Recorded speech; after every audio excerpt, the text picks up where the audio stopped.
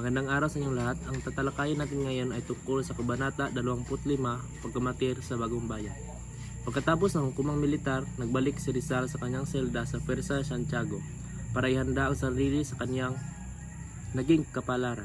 Sa kanyang huling 24 na oras sa lupa mula alas 6 ng umaga ng Disyembre 29 hanggang alas 6 ng umagang Disyembre 30, 1896, naging abala siya sa pagtanggap ng mga bisita, kasama na ang mga paring Hesita, Josephine Bracken at mga membro ng kanyang pamilya.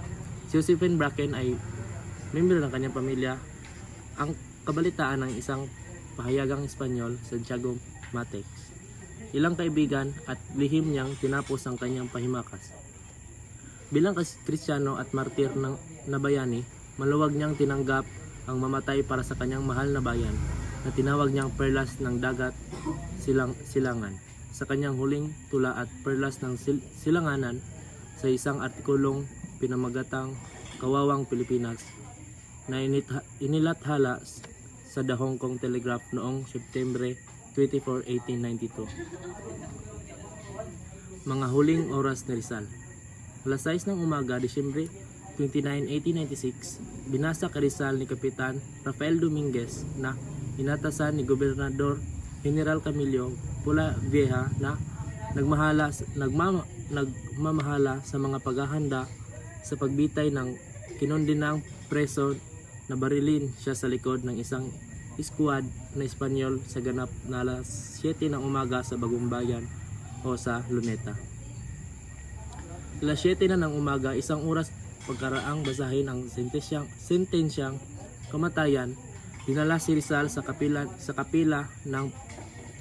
ng preso kung saan siya namalagi.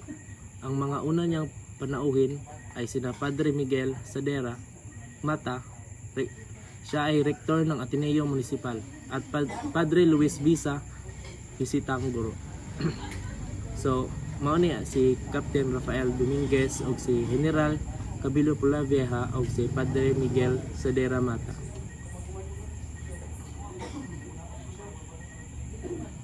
Alas 7:15 ng umaga. Umalis na si Rector Sadera, masayang pinaalala ni Rizal kay Padre Visa ang estatwa ng Sagradong Puso ni Jesus na inukit niya sa tulong ng kanyang lansetan noong siya estudyante ng Ateneo. Inaasahan nito ni Padre Visa, kaya inilabas niya ay ang estatwa at binigay kay Rizal. Masayang tinanggap ito ng bayani at nilagay sa ibabaw ng kanyang eskritoryo. Pagkatapos nun, alas 8 ng umaga, dumating si Padre Antonio Rosel para palitan si Padre Visa. Inanyayahan niya siya ni Rizal na saluhan siya sa agahan at kanya namang pinaunlakan.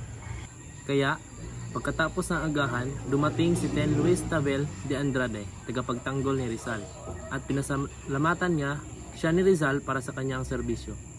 Alas 9 na ng umaga, dumating si Padre Federico Fora. Pinaalala ni Rizal sa kanya na sinabi niyang siya ay mapupugutan ng ulo dahil sa pagsulat niya ng Noli. Sabi ni Rizal, ikaw ay isang propeta. Alas 10 na ng umaga, dinalaw si Rizal ni na Padre Jose Villaclara, guro ni Rizal sa Ateneo, at Vicente Balaguer na naging kaibigan ni Rizal nang siya'y distirado roon.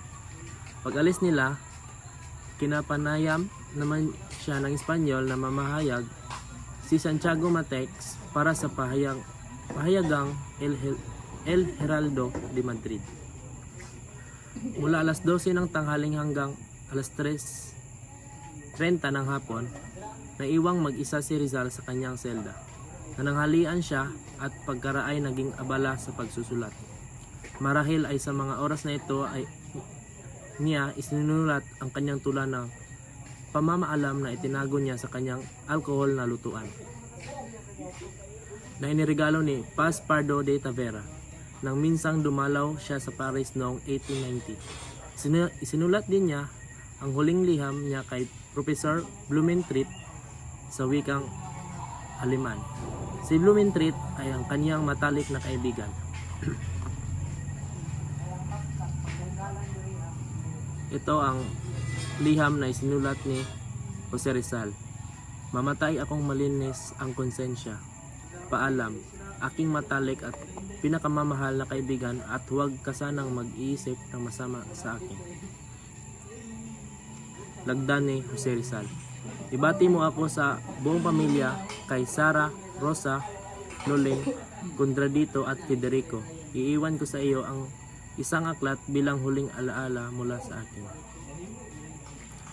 Alas 3:30 ng hapon, bumalik si Padre Balaguer sa Persa Santiago para talakayin kay Rizal ang pagbawi niya sa mga ideyang anti-katoliko sa kanyang mga sulatin at pagsapi sa masonerya. Tapos, alas 4 ng hapon, dumating ang ina ni Rizal. Lumuhod si Rizal sa harap niya at hinagkan ang mga kamay ng ina, humihingi ng tawad. Nag-iiyakan ang mga ina nang paghiwalayin sila ng mga gwardya. Pagkaraay pumasok sa selda si Trinidad para sunduin ang ina. Habang papalabas sila, ibinigay ni Rizal ang alkohol na lutuan at binulong kay Trinidad sa Ingles.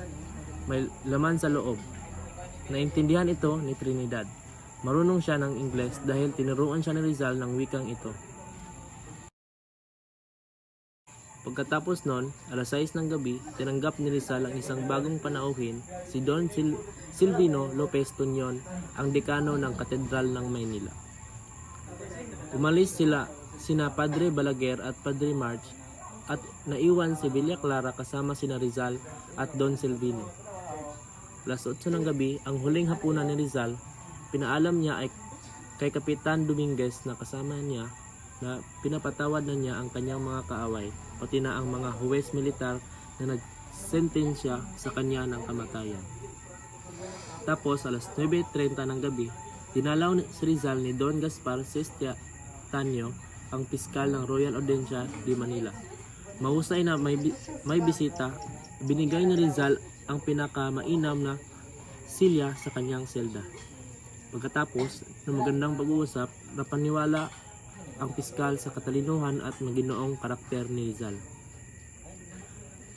Tapos, alas 10 ng gabi ng Disyembre 29, ang borador ng pagbawi na pinadala ng Arsobispong Anti-Pilipino na si Bernardino Nozaleda.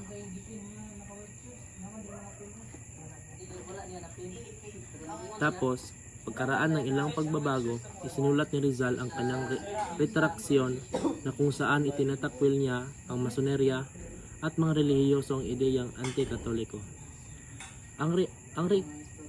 Ang retraksyon ni Rizal ay isang kontrobersyal na dokumento dahil ang mga eskolar na Rizalista na kung di mason ay anti-katoliko ay nagsasabing huwad ang dokumento. Samantala, sinasabi naman ng mga Katolikong Rizalista na ito'y tunay na dokumento. Ang debateng ito ay wala namang saysay dahil hindi naman dapat ang ebidensya ng dalawang panig hinggil sa pinandidigan nilang paniniwala. Gaya nga ng isang kasabihan, sa mga naniniwala, hindi na kailangan ng patunay para sa mga di naniniwala, na ang pamantayan ng paniniwala ay wala sa iisip nila kundi sa kanilang panindigan, walang magagawang patunay. Wala ring halagang ito dahil wala naman itong kaugnayan sa pagiging dakila ni Rizal. Yun lang po at maraming salamat. Ang magpapatuloy ng aking tatalakayin ay si Tony Mabong. Maraming salamat.